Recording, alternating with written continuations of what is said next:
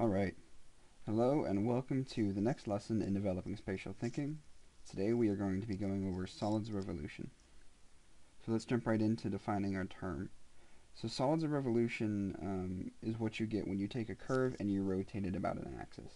The biggest inspiration for this is mainly through mathematics. You can integrate the function and find the solid, or find the volume of the solid of revolution.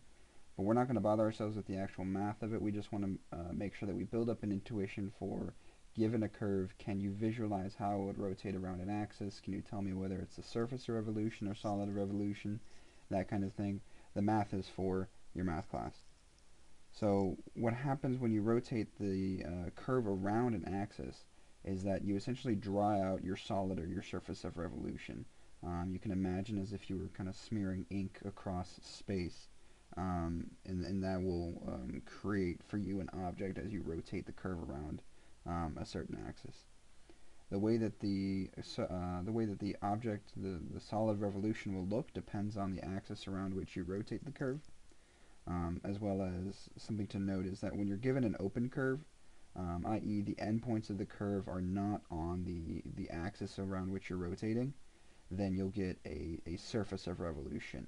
It means that there's going to be open parts in the object, whereas if you see in our example, the endpoints of the curve are on the axis, A and B, or on the x-axis, the axis of our rotation. You're given a solid of revolution. So you can see in the bottom right there the dotted line, which indicates that we are inside the solid of revolution. Like I said, there are many mathematical uses for solids of revolution. We're not going to spend a whole lot of time on that. It's just kind of nice to know that you can do some very interesting things with Riemann sums and integration. The best example for visualizing solids of revolution in real life is probably through vases. So you can see here we've got a couple examples of vases, and you can see particularly in the top right and the bottom left, to me those look like they're the exact same vase. And you can see in the top right we are actually rotating that vase around the looks like probably x-axis. You can see there the craftsman's applying looks like about a varnish of some kind, and he's rotating it around the lathe. And you can see in the bottom left there the actual pre-varnish vase.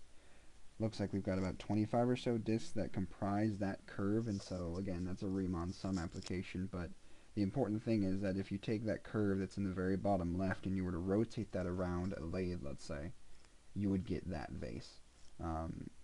And so you can see in the top left and the bottom right we've got other vases that are pretty similar, just trying to reinforce the symmetry of solids of revolution.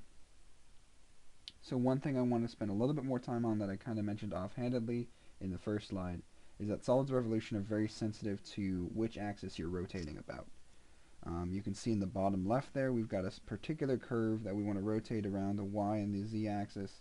So as we rotate it around the y-axis we get a certain shape, and as we rotate it around the z-axis we have a completely different shape. So you can see how these shapes differ, maybe you can see how they would relate to each other, but the point is that when you rotate a curve around an axis, if you were to rotate it around a different axis, you'd get an entirely different curve, or rather you'd get an entirely different solid or surface of revolution. So that concludes this slide deck. Be sure to complete the homework associated with this video before you move on to the next module, and I will see you in the next module.